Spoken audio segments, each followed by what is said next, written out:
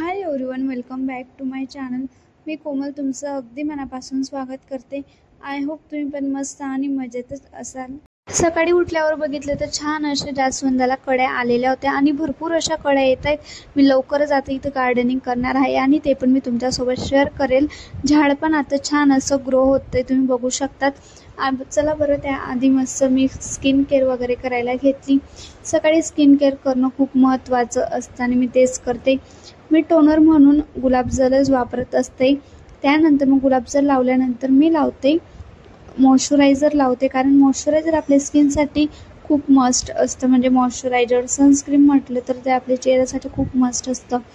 त्यासाठी मी दुसरी स्टेप करते मॉइश्चरायझर.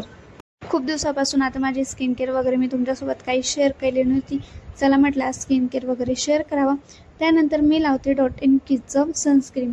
आपण म्हणतो की उन्हात जाऊ तेव्हा सनस्क्रीन लावतो, पण असं नसतं. जेव्हा आपण घरात पण राहतो तेव्हा सनस्क्रीन लावणं एकदम मस्ट असतं, कारण घरात असो किंवा मग बाहेर जायला सनस्क्रीन ही रोज लावायलाच पाहिजे. बाकी माझे सर्व कामं जे होते ते मी अगोदर आवरून घेतलेले होते. फक्त मला कपडे टाकायचे होते वाळत आणि मग त्यानंतर नाश्ता वगैरे पण करायचा होता. आणि डॉट.इन.कीची स्ट्रॉबेरी फ्लेवरची सनस्क्रीन आहे, म्हणजे त्यात आपण जरी आपण फाउंडेशन नाही यूज केलं तरी चालतं आणि मी तेच वापरते. आणि जेव्हा कधी मला मेकअप पण करायचा असतो मी तेच वापरून माझा मेकअप जो आहे तो करून घेत असते. त्यानंतर मग झुडिओमधून हा आणलेला होता मी लिप बाम, मी तोच वापरते आणि तो आता माझा खूप जास्त फेवरेट पण झालेला आहे. सगळीकडे एका दिवसात सगळं जे होतं ते कोरडं पण झालेलं होतं, त्यासाठी छान पण वाटत होतं आणि काम करायचं जास्त उत्साह पण येतो. कारण जेव्हा कधी पाऊस येतो तेव्हा फक्त असं वाटतं फक्त झोपून राहू, बाकी काही काम करू नये, एवढंच आपलं मोटिव्ह असतं. जेव्हा फायनली मी रेडी वगैरे झालेली आहे आणि माझे बाकीचे पण कामं बाकी होते ते पण मला करून घ्यायचे होते. आणि फायनली 4-5 दिवसानंतर एवढं जास्त ऊन पडलेलं होतं, कारण कंटिन्यू असा पाऊस चालू होता. कधी सकाळी यायचा, कधी दुपारी, कधी संध्याकाळी आणि लगेच ऊन पण पडायचं. सकाळीच बाजारातून केळी आणलेली होती. चला म्हटलं आता त्याचाच नाश्ता करावा आणि उपवास. सकाळी मग कधी कधी नाश्ता न करता डायरेक्टली जे आहे ते फ्रूट्स वगैरे खाऊन माझा नाश्ता करून घेत असते, कारण कधी कधी हेल्दी खाणं पण खूप इम्पॉर्टंट असतं आणि मी ते प्रेफर करते. आणि माझ्या डेली रुटीनमध्ये एकतरी मी फळ ॲड करते. चला त्याआधी मस्त मला एक पार्सल रिसीव झालेलं होतं मिशोवरून. इतका सुंदर ड्रेस मला रिसीव झालेला होता, तुम्ही बघू शकतात. त्याची डिझाईन वगैरे पण मी माझ्यासाठी एस साईज मागवते. मला एकदम परफेक्ट येतं, म्हणजे मला स्टिचिंग वगैरे करायची काहीच गरज पडत नाही. एकदम परफेक्टली मला ड्रेस येतो. आणि कुर्ता, पॅन्ट आणि टॉप म्हणजे सगळं 436 रुपयेमध्ये मला हा ड्रेस पडलेला आहे. आणि बाजारात जर हा ड्रेस मी जर घ्यायला गेली तर मला 1100-1200पर्यंत मिळेल. खरंच खूप भारी असा ड्रेस आलेला होता आणि मला एकदम परफेक्टली असं झालेला होता आणि मला खूप जास्त पण आवडलेला होता. कलर पण छान आलेला आहे. जर तुम्हाला याची लिंक हवी असेल तर मला कमेंट करा, मी तुम्हाला सेंड करेल. आणि खरंच खूप अफोर्डेबल प्राईजमध्ये तो ड्रेस मला मिळालेला. चला त्याआधी मला मस्त दुपारचा स्वयंपाक पण करून घ्यायचा होता. उपवास होता, त्यासाठी मी सकाळी साबुदाणे जे होते ते भिजत घातलेले होते, कारण सकाळी जरी टाकले तरी होऊन जातं. 1-2 तासात तरी साबुदाणा जो आहे तो होऊन जातात. जर साबुदाण्याच्या बरोबरीचं जर पाणी टाकलं तर साबुदाणा पण छान असा मोकळा वगैरे होतो. त्याआधी मी मस्त मिरच्या वगैरे पण कट करून ठेवलेल्या होत्या. आणि मला शेंगदाण्याचं कूट पण, म्हणजे सगळी माझी तयारी शेंगदाण्याचं कूटपासून सुरू झाली, कारण शेंगदाण्याचा कूट नसतो तर मग तो पण करावा लागतो.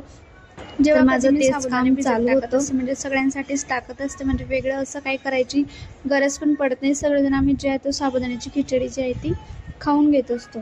जेव्हा मी शेंगदाण्याचं कूट करायला घेतलं तेव्हा मिक्सर पण खराब झालेला होता आणि मग थोडं त्याला सुधरवलं, कारण रोज त्याचं म्हणजे त्याच्यावरच आमची अद्रक लसूणची पेस्ट तिथंच दळत असते, त्याच्यामुळे त्याचं रोज चालू असतं. असं नाही की 2-3 दिवसाआड म्हणजे मिक्सरचं काम पडतं.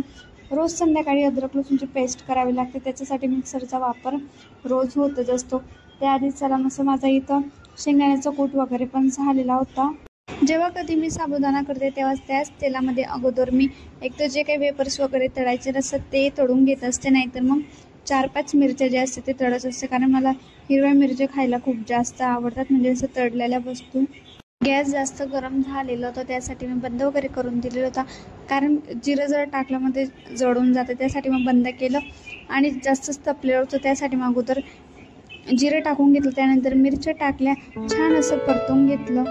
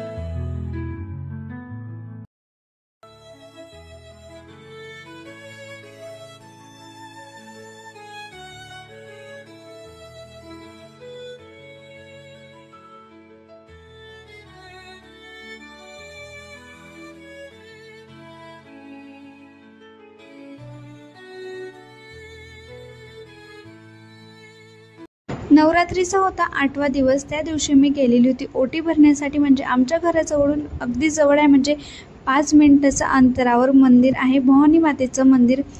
मी तिथं जाणार होते आणि मला रात्रीचे तर 9 वाजलेले होते जायला आणि गर्दी पण होती। म्हणजे नवरात्री म्हटल्यावर तर मंदिरात गर्दी असायलाच हवी।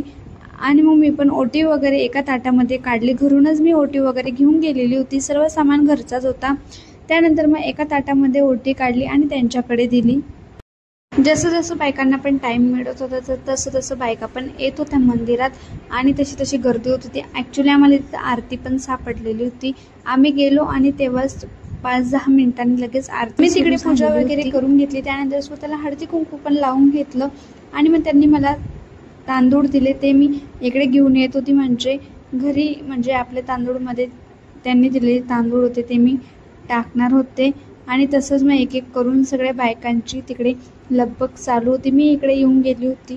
त्यानंतर मी साईडला अगरबत्तीचं स्टँड होतं, तिथं मी अगरबत्ती वगैरे लावून घेतली आणि मग आम्ही निघालो बाहेर जाण्यासाठी। थोडा वेळ आम्ही तिथंच थांबणार होतो, म्हणजे मंदिराच्या आवारात बसणार होतो। असं म्हणतात जेव्हा कधी आपण मंदिरात जातो तेव्हा लगेच बाहेर असं जायचं नसतं, थोडा वेळ मंदिरात का होईना 5-10 मिनटं बसून राहायचं। माझं थोडं काम होतं म्हणून मी थोडा वेळ मध्ये गेलेली होती। त्यानंतर मग बाहेर आली आणि साईडलाच माझ्या बाजूला मुली बसलेल्या होत्या। जेव्हा माझे फोटो काढत होते तेव्हा ते बघत होते। चला म्हटलं त्यांना पण माझ्या व्हिडिओमध्ये घेऊन घेऊ। 5-10 मिनटं आम्ही तिथंच बसलो, गप्पा वगैरे केल्या। त्यांनी माझे फोटोज वगैरे क्लिक करून दिले आणि खूप दिवसानंतर साडी घातलेली होती म्हणून मला खूप छान वाटत होतं आणि ही साडी तर माझी खूप जास्त फेवरेट आहे। तुम्ही बघू शकता